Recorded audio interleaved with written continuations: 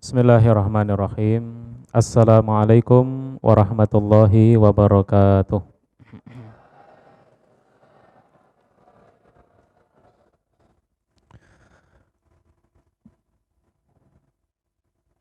Innal hamdalillah nahmaduhu wa nasta'inuhu wa nastahdihi wa natubu ilaih wa na'udzu bihi min syururi anfusina wa sayyiati a'malina may yahdihillahu fala mudhillalah wa may yudlil fala hadiyalah. Asyhadu an la ilaha illallah wa asyhadu anna Muhammadan abduhu wa rasuluh wa safiyuhu min khalqihi wa khaliluh alladzi qad ballagha risalah wa addal amanah wa nasaha lil ummah wa jahada fillahi haqqa jihadihi hatta atahul yaqin. Allahumma salli ala Muhammad wa ala alihi wa ashabihi wa tabi'in. Faya ibadallah usikum wa nafsi bitaqwallah. Ittaqullaha faqad fazal mu'minun al-muttaqun. Faqala Allah Ta'ala a'udzu billahi minasyaitonir rajim ya ayyuhalladzina amanu taqullaha haqqa tuqatih wa la tamutunna illa wa antum muslimun. Wa qala ya ayyuhalladzina amanu taqullaha wa qulu qawlan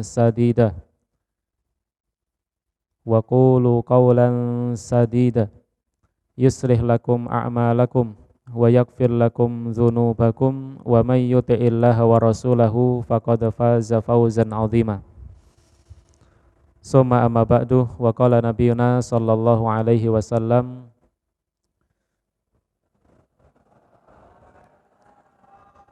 ittaqillaha haitsuma kunta wa atbi'is sayyi'atal hasanata tamhuha wa khaliqin nasa bi khuluqin hasanin. Shadaqallahul azim wa sadaqa rasuluh. Allahumma arhamna bil Qur'an. Ma'asyiral ikhwah, adik-adik yang kami cintai karena Allah Subhanahu wa taala, para santriwan yang semoga Allah Subhanahu wa taala selalu menjaga antum dalam kebaikan. Alhamdulillahirabbil alamin.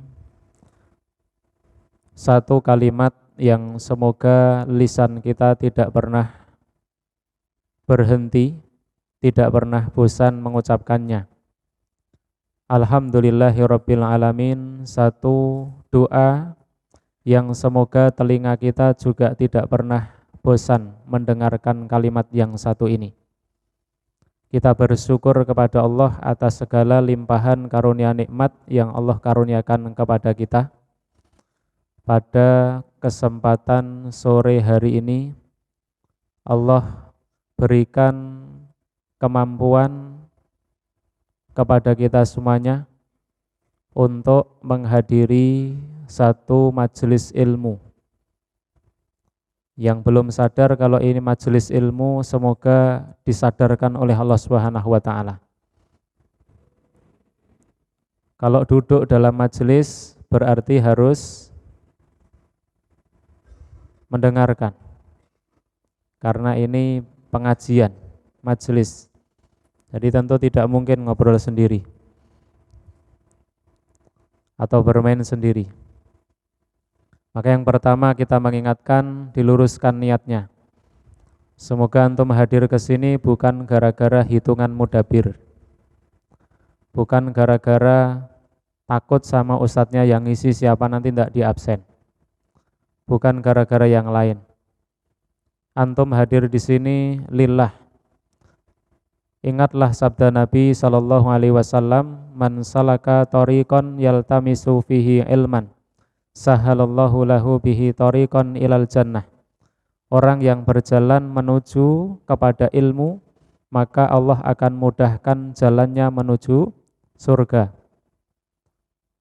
Perkataan Al-Imam Ali ibn Abi Thalib radhiyallahu ta'ala anhu, beliau menyampaikan, "Man kana fi talabil ilmi kanatil jannah fi talabihi." Siapa yang menempuh jalan untuk tholabul ilmi, maka sejatinya dia sedang OTW menuju surga. Siapa yang tidak ingin? Kita kalau ditanya cita-citamu apa, pasti sebagian besar dari kita menjawab cita-cita kita dimasukkan ke dalam surga.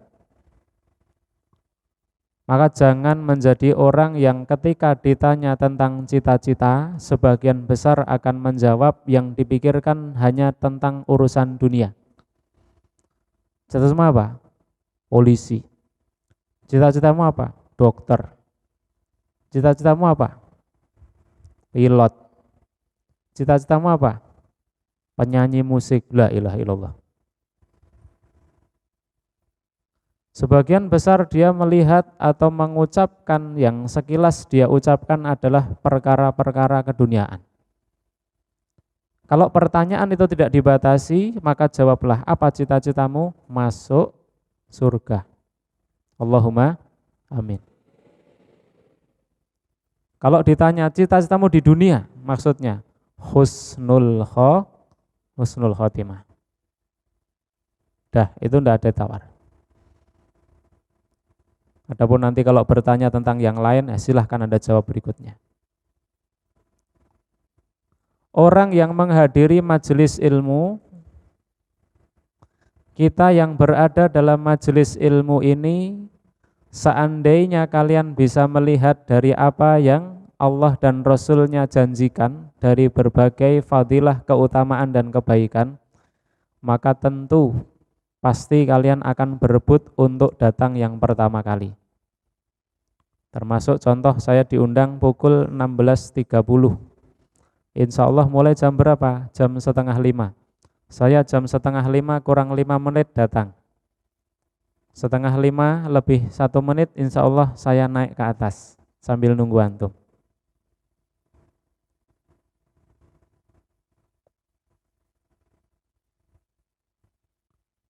Orang yang berada pada majelis ilmu, satu, dia berada pada taman daripada taman-taman surga. Ini harus bisa dirasakan.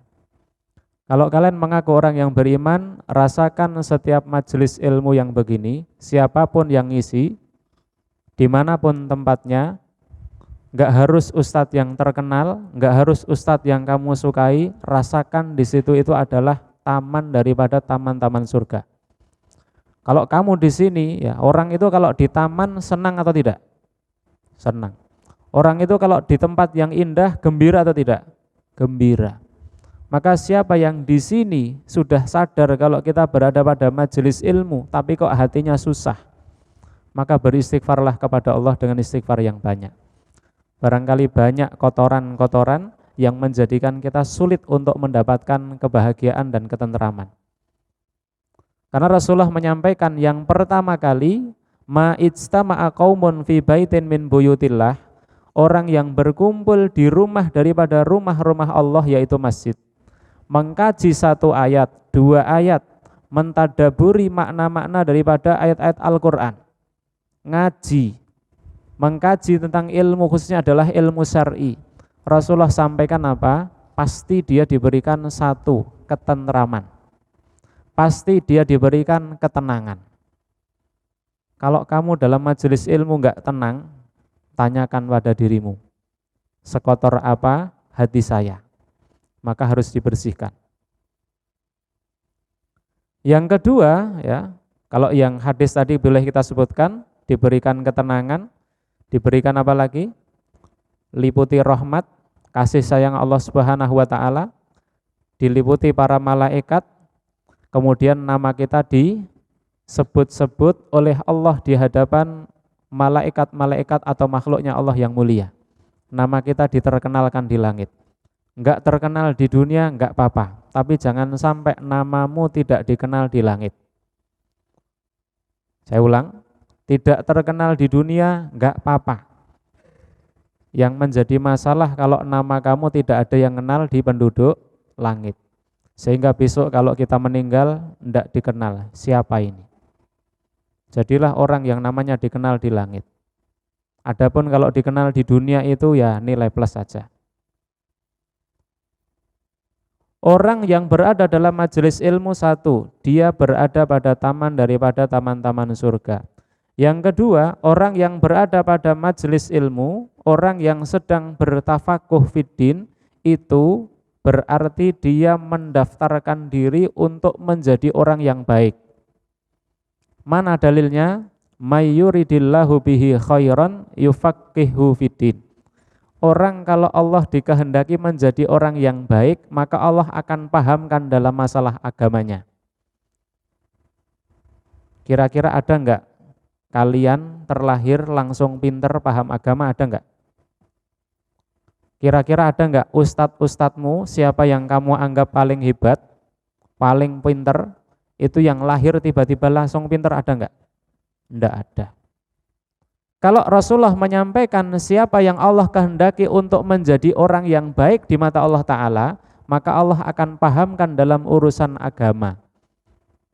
Berarti siapa yang berikhtiar, berusaha untuk memperdalam ilmu agama, bertafakuh fiddin, berarti dia menginginkan kebaikan di hadapan Allah Subhanahu wa Ta'ala. Bisa dipahami? Karena orang tidak ada yang lahir tiba-tiba langsung menjadi pintar agamanya. Maka bersyukurlah kepada Allah kamu itu disekolahkan di pondok. Supaya kamu tidak hanya ngerti tentang ilmu dunia, lebih-lebih adalah ilmu din. Ilmu apa? Agama. Orang yang berada pada majelis ilmu sejatinya, ya, ikhwah fillah, orang yang berada pada majelis ilmu itu sebenarnya dia itu sedang dibagi-bagi warisan. Kok bisa saya katakan demikian? Kamu kalau ada panggilan ke masjid, ayo ikut taklim, semuanya akan dikasih uang 100.000. Siapa yang kira-kira tidak hadir? Ada enggak kira-kira yang enggak mau hadir? 100.000 itu kalau dibelikan mie ayam dapat berapa mangkok itu? Buat nraktir 1 regu piket sudah cukup.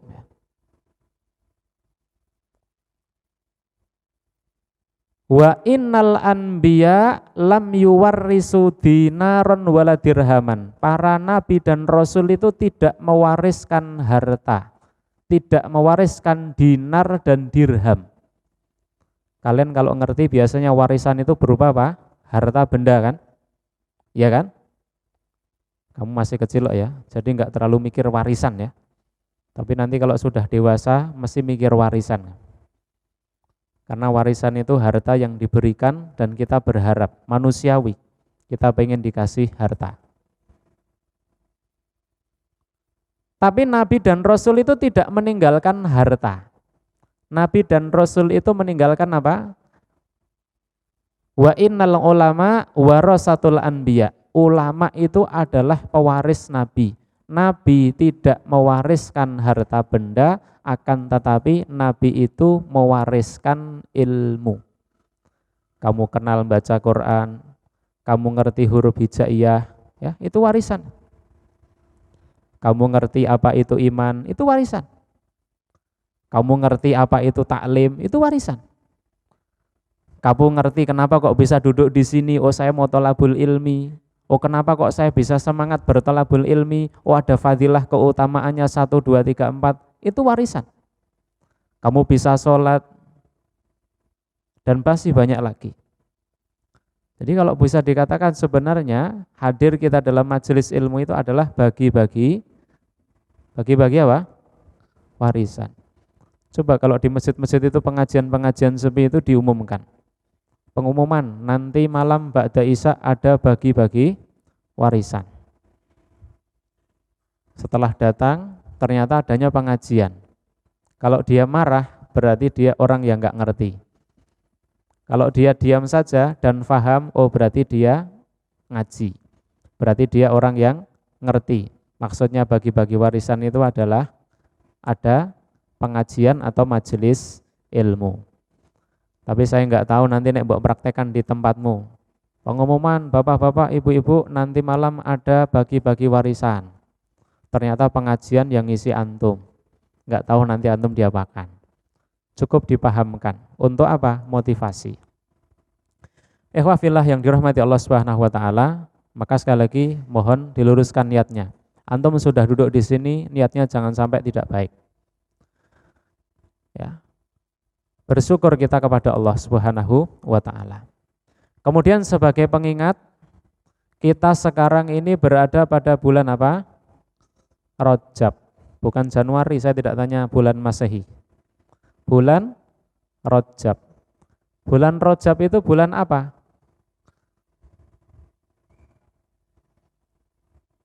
Lihatlah permisalan yang disebutkan oleh pendahulu kita yang soleh. Bulan Rajab itu diibaratkan seperti bulan menanam. Bulan Rajab itu diibaratkan seperti bulan menanam. Bulan Sya'ban itu diibaratkan supaya kita apa? Menyirami dan memupuk, merawat tanaman itu sebaik-baiknya. Puncaknya nanti pada bulan Ramadan itu adalah bulan memanen. Maksudnya apa? Perhatikan. Bulan Rajab disebut sebagai bulan menanam, tanamlah kebaikan, biasakan kita untuk menanam kebaikan di dalam setiap waktu kita.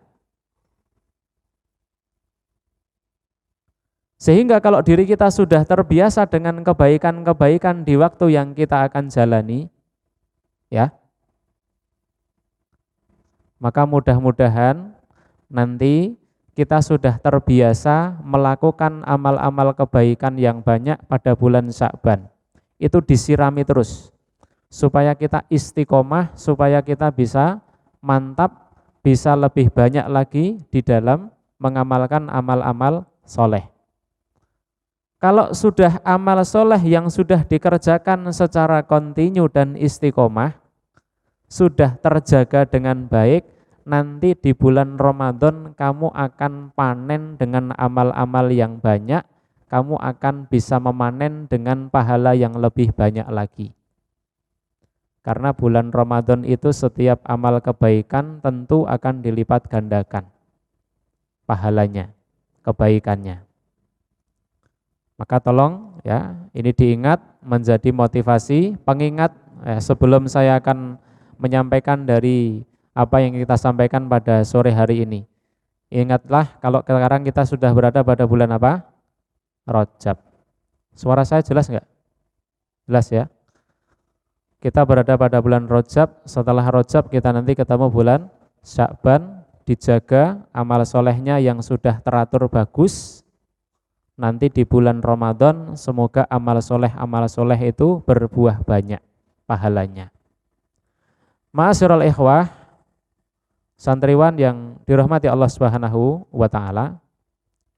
Pada kesempatan sore hari ini setelah kita mengingatkan untuk mudah-mudahan kita ingat di bulan Rajab bisa kita tingkatkan amal soleh kita sehingga nanti di Sya'ban bisa terbiasa amal-amal yang banyak, Ramadan bisa lebih maksimal lagi. Di awal tadi kita menyinggung tentang cita-cita yang unggul, cita-cita yang utama kita sebagai seorang mukmin. Tadi apa? Masuk surga. Kalau kita melihat di dalam firman Allah Subhanahu wa taala, Quran surat nomor 2. Surat apa? Al-Baqarah ayat 201. Allah Subhanahu wa taala berfirman, ya. Ada yang sudah hafal? Kalian nanti kalau tak sebutkan pasti sudah hafal semua. Tapi kalau begini kenapa tidak ada yang bunyi? Ayat 201, bagaimana bunyinya? A'udzubillahi minasyaitonirrajim. Wa minhum may yaqulu rabbana atina fid dunya hasanah. Oh, bunyi toh? Wa fil akhirati wa qina adza. Loh, kok tadi enggak bunyi? Ulangi coba dari depan. Meneng meneh. Awalnya mau opo? Depannya tadi apa? Ayat 200 Allah menggambarkan faminan nasi mayyaqulu rabbana atina fid dunya. Sebagian manusia itu ketika meminta kepada Allah, yang dia minta itu bahagia, kebaikan di dunianya. Dia lupa dengan kebahagiaan akhiratnya. Sebenarnya ayat ini berkaitan dengan, atau asbab nuzulnya berkaitan dengan orang yang ketika itu berada di musim haji, berdoa kepada Allah itu mintanya, yang diminta adalah perkara-perkara dunia. Ya Allah, mudah-mudahan itu sawah yang 1 hektar di sebelah sana tahun ini panen. Ya Allah, mungkin kalau sekarang mudah-mudahan anak saya yang daftar jadi dokter besok bisa keterima. Ya Allah, mudah-mudahan anak saya mau jadi pegawai negeri, mudah-mudahan bisa keterima. Anak saya yang ujian mudah-mudahan bisa lolos. Dia tidak menyebutkan doa, ya Allah mudah-mudahan Engkau berikan kebaikan kepada kami dunia dan akhirat. Anda bisa lihat, ini ada yang pernah naik haji? Belum ada ya? Kamu pernah lihat atau bapak ibu kamu ketika misalnya ada yang mau berangkat haji, Mas Zaidan misalnya, udah senyum-senyum. Itu kalau misalnya ada melihat bapaknya mau naik haji, banyak orang yang minta didoakan. Anda cek itu doa-doanya. Apa kira-kira doa-doa yang mereka titipkan? Pak D, tolong nanti didoakan. Mudah-mudahan Zaidan nanti ranking 1 misalnya. Allahumma. Wow. Didoakan seluruh masjid Mas Zaidan. Ada berapa Zaidan di sini? Contoh lagi misalnya, Le, tolong doakan, Mbah tolong doakan, Ahmada mau lamar jadi polisi. Apa Mas? Cita-citanya apa Mas? Ahmada ini termasuk santri yang sulit saya cari. Ya. Tapi alhamdulillah saya tidak mencari-cari. Hanya suruh menghadap saya sulit. Biar enggak apa-apa. Pokoknya kalau ada santri tak suruh ngadep kok sulit, saya enggak akan nyari-nyari. Ya cukup saya ngerti kalau kamu itu seperti itu. Udah gitu aja. Saya sudah tahu kalau kamu bohong, tapi kok masih ditutup-tutupi, ya sudah enggak apa-apa. Cukup saya ngerti kalau kamu itu suka bohong. Itu aja. Kalau mau diteruskan ya teruskan, tapi bukan kepada Ahmada saja. Yang lain beberapa mungkin juga ada. Kita doakan, semoga semuanya menjadi anak-anak yang baik. Ya diamini, ning baru nek ngapusin nah ya tetap dosa meneh ya. Sampai mana tadi? Lah, ketika ada orang yang berdoa meminta kebaikan-kebaikan untuk dunia, itu ada orang yang dipuji oleh Allah Subhanahu wa taala. Kalau dia hanya minta kebahagiaan dunia, ya Allah berikan kebahagiaan di dunia, tapi di akhirat dia tidak dapat apa-apa. Maka kita jadilah orang yang pengen kebaikan itu bukan hanya di dunia, tapi minta kebahagiaan di dunia, juga tidak lupa minta kebahagiaan di akhirat.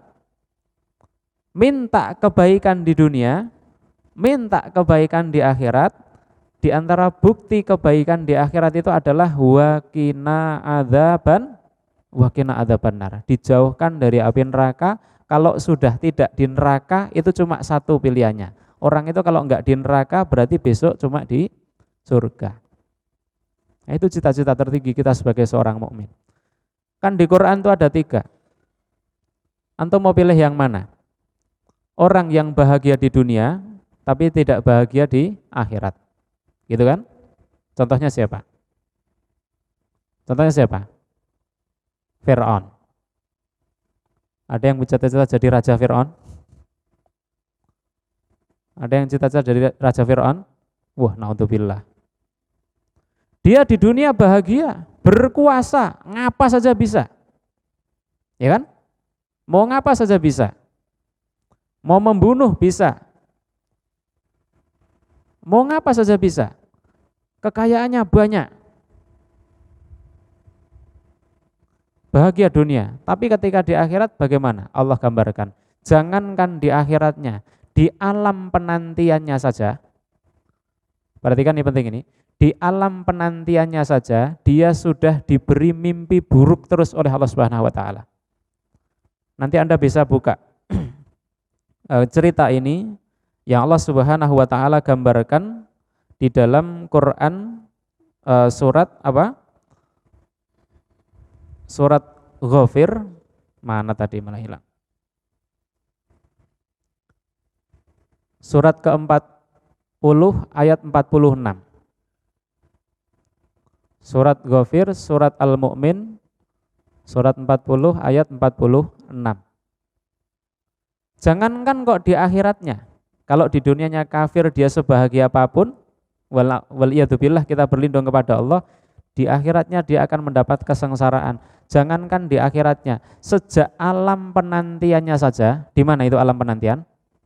Di alam barzah, alam barzah penantian. Dia diliputi, dibayang-bayangi dengan sesuatu yang tidak menyenangkan.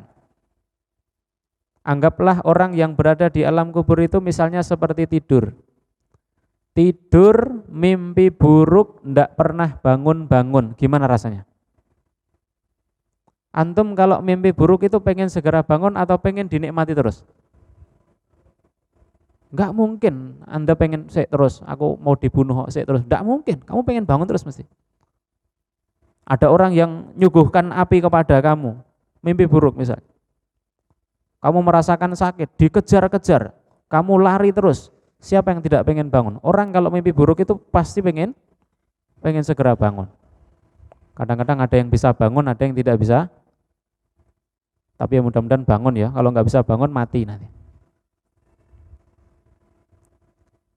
Alam penantiannya saja sudah susah.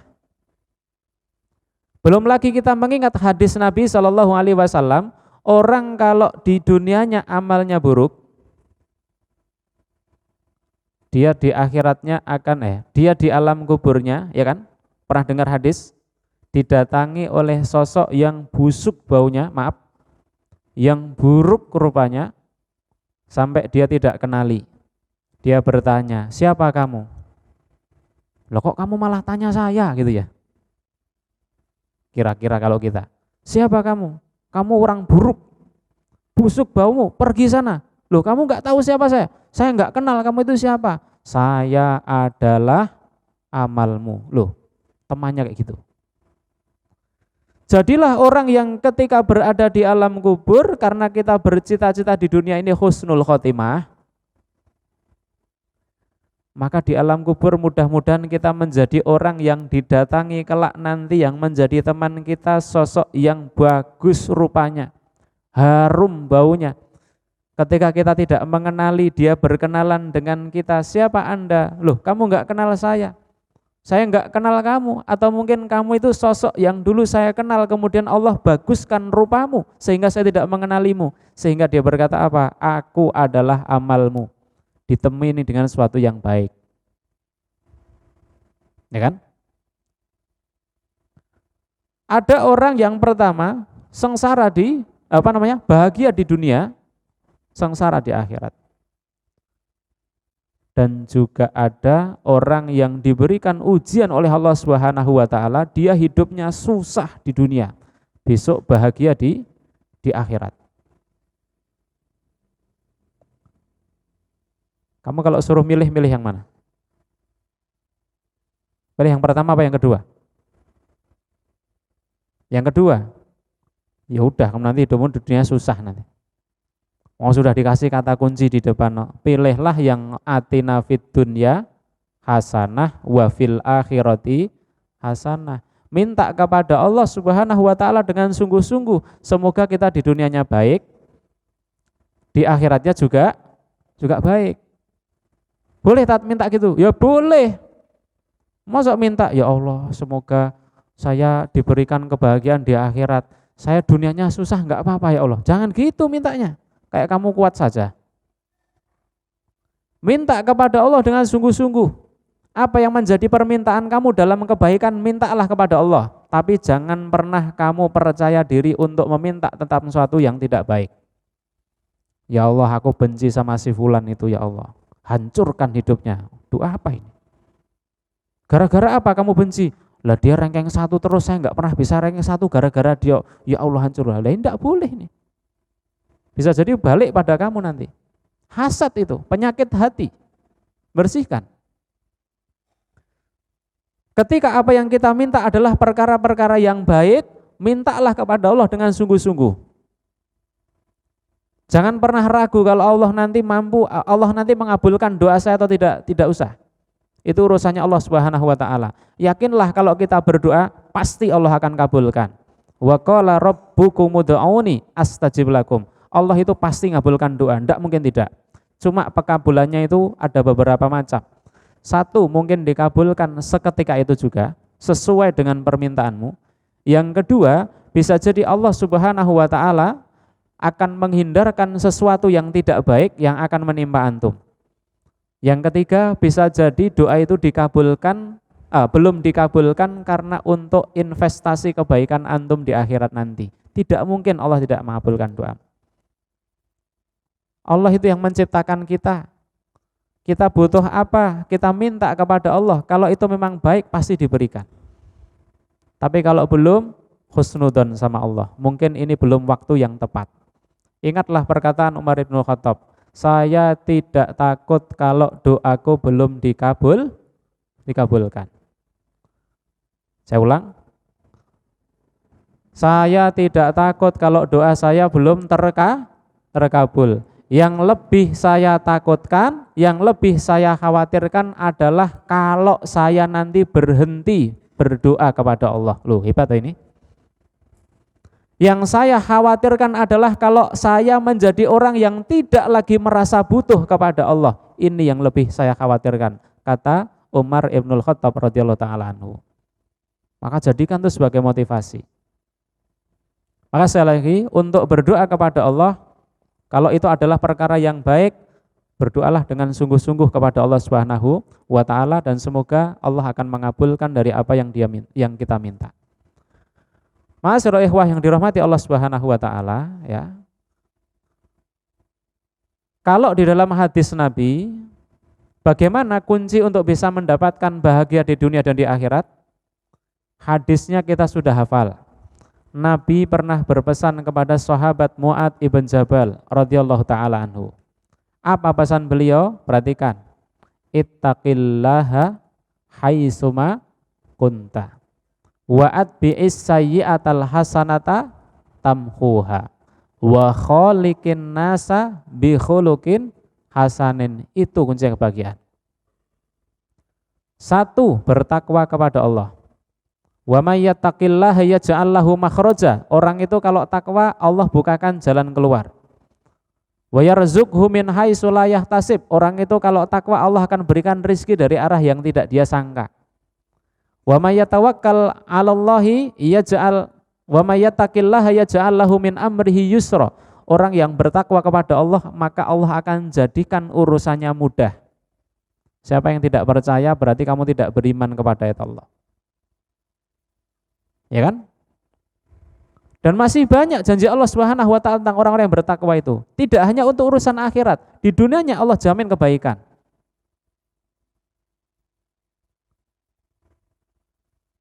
Kunci untuk mendapatkan kebahagiaan dunia akhirat satu takwa. Jelas di akhirat jelas, dunianya Allah akan jamin insyaallah.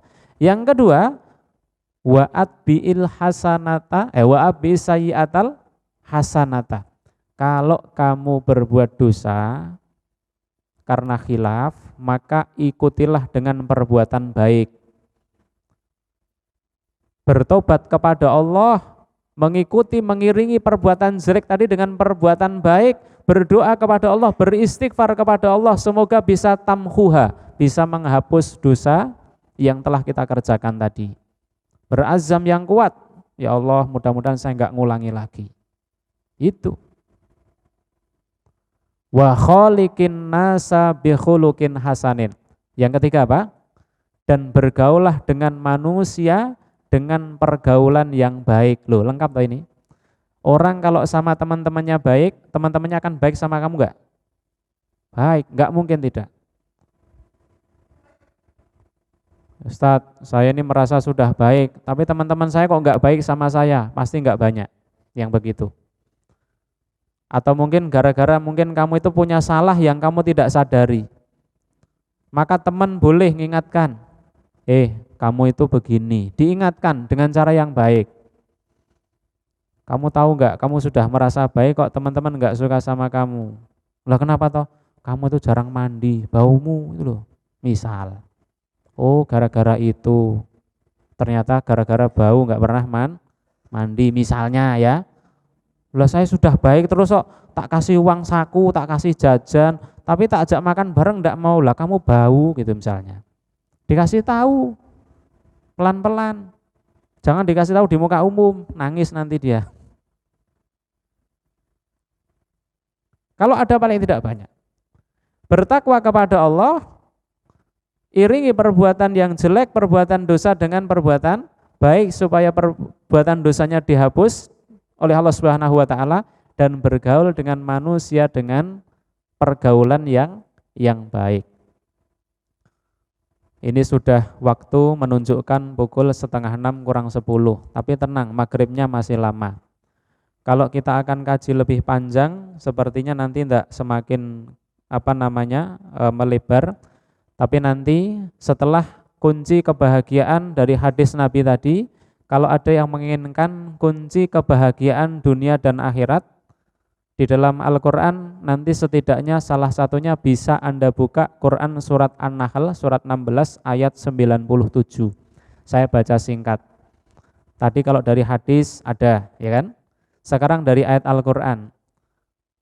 Bagaimana ayatnya? Man amila solihan, siapa yang beramal soleh, min dzakarin au unsa, baik dia itu orang laki-laki maupun perempuan, wa huwa mu'minun, dan dia ini adalah orang beriman. Falanuhyiyannahu hayatan thayyibah, maka Allah akan berikan baginya kehidupan yang baik. Walanat jaziyannahum, kehidupan yang baik ini simbol bahagia di dunia. Walanat jaziyannahum ahsanalladzi kanu ya'malun bi ahsani ma kanu ya'malun, dan besok Allah akan berikan balasan dengan balasan yang baik, sebaik-baik balasan. Ini adalah simbol kebahagiaan akhirat. Apa tadi? 1, beramal soleh. Beramal solehnya harus didasari karena apa? Wa huwa mu'minun, karena iman. Karena apa? Iman. Maka bersyukur kepada Allah. Betul, nikmat yang paling besar itu adalah nikmat iman. Karena nikmat iman itu menjadikan setiap aktivitas kita menjadi aktivitas yang membuahkan pahala. Anda mau taklim, bismillah, jalanmu aja berpahala. Tapi kalau enggak punya iman, kamu hadir di taklim sini, dapat apa kamu? Orang beriman itu mau minum bismillah, dapat pahala. Orang beriman mau setelah makan atau setelah minum mengucapkan alhamdulillah, dapat pahala. Apa saja pahala, insya Allah. Kalau ada iman. Tapi kalau enggak ada iman, jauh. Maka nikmat iman nikmat yang paling utama. Itulah ikhwafillah yang dirahmati Allah Subhanahu wa taala. Semoga yang pertama kesimpulannya kita ini menjadi orang-orang yang bercita-cita untuk memperoleh kebahagiaan tidak hanya di dunia, tapi juga bahagia di dunia dan di akhirat. Semoga Allah menghindarkan kita dari api neraka. Allahumma amin. Maka kuncinya tadi bagaimana? Kuncinya beramal soleh dilandasi dengan iman kalau dalam ayat. Kemudian kalau dalam sabda Nabi menjaga ketakwaan. Yang kedua, mengikuti perbuatan buruk dengan bertobat kepada Allah dengan perbuatan baik, semoga dihapus. Dan yang kemudian bergaul dengan teman-teman, dengan manusia, dengan pergaulan yang baik. Saya akhiri dengan cerita dongeng pengantar bubar ya. Kalau sudah pernah dengar, anggap saja belum pernah. Bisa enggak begitu? Kalau sudah pernah dengar, anggap saja seperti kamu dengar baru pertama kali. Orang itu kalau ngaji, pengajian itu kalau bisa begitu. Kamu hari ini punya uang, dapat uang 100.000. Mbok belanjakan ke tokis 2 hari habis. Boros sekali kamu.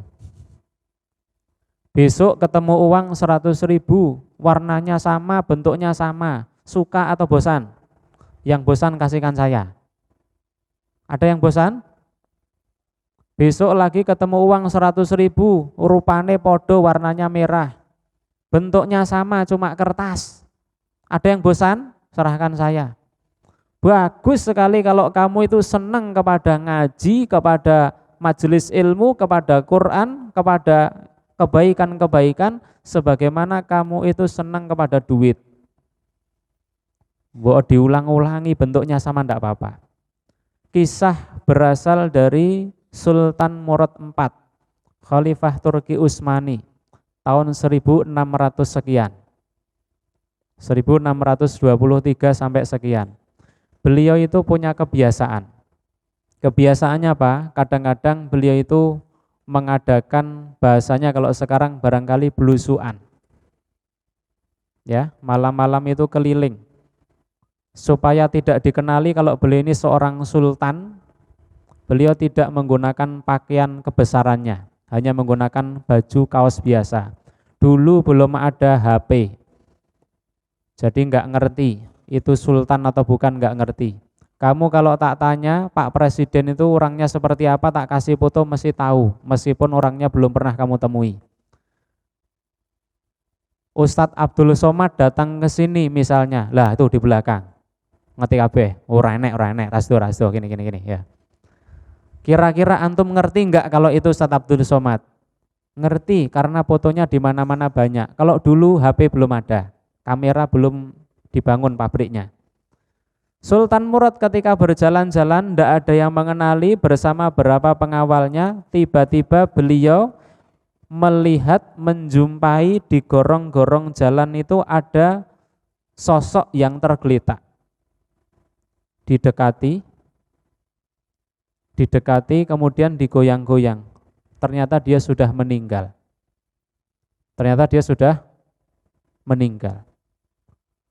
Anehnya apa? Tempat itu bukan tempat yang sepi, jalanan rame, tapi tidak ada orang yang ngurus orang mati itu. Sultan Murad ketika itu sampai bertanya kepada orang-orang di sekitar itu, lah ini ada jenazah kok dibiarkan saja? Kamu nggak ada yang peduli sama saudaramu ini? Nggak usah, biarkan saja katanya. Nggak usah, biarkan saja katanya. Apa katanya? Dia itu adalah maaf orang yang sukanya mabuk-mabukan dan berbuat dosa yang besar yang lain. Sing rame dhewe tak dongake apa ya? Wah, ya ora tobat-tobat ya. Wancane meneng kabeh gojek. Kata orang-orang di sekitarnya tadi apa? Dia ini orang yang dosa, sukanya mabuk. Sukanya ini itu jelek-jelek disebutkan. Loh tapi dia umatnya Nabi Muhammad toh. Tolong saya diantar, rumahnya mana, mari kita bawa pulang. Akhirnya dibawa pulang. Setelah sampai rumahnya, orang-orang itu cuma nganter, habis itu tinggal pulang. Tidak mau peduli. Orang-orang tidak ada yang ngerti kalau yang diajak bicara tadi adalah sultan. Kalau ngerti sultan pasti akan sangat dihormati. Sultannya kaum muslimin. Dan apa yang terjadi? Setelah sampai di rumah disambut sama istrinya, sama ibunya yang di rumah. Innalillahi wa inna ilaihi rajiun. Selamat datang wahai wali Allah. Selamat datang wahai kekasih Allah. Sultannya kaget. Loh, Bu, ini suami panjenengan? Iya, itu suami saya. Ini tadi saya temukan dia meninggal tergeletak, ndak ada yang mau ngurus jenazah suamimu. Kenapa? Saya tanya, karena suamimu itu kalanya tukang buat dosa. Maka orang-orang ndak ada yang mau dengannya. Kok Anda bisa mengatakan suamimu ini wali Allah, kekasihnya Allah? Maksudmu bagaimana? Diterangkan. Pak, ya, belum diketahui kalau dia sultan. Pak, kebiasaan suami saya ini sering sekali kadang-kadang malam itu dia lalui, dia beli minuman-minuman keras, beli khamr.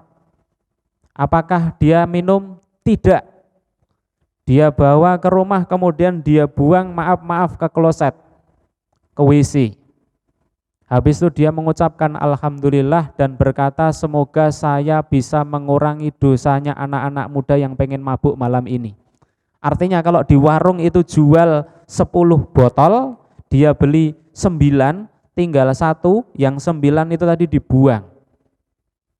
Mudah-mudahan nanti kalau ada orang yang mau nyari 9 botol lagi, dia malam itu gagal, enggak jadi mabuk, pengennya dia seperti itu. Sekilas Sultan ngerti, ternyata dia bukan orang yang mabuk.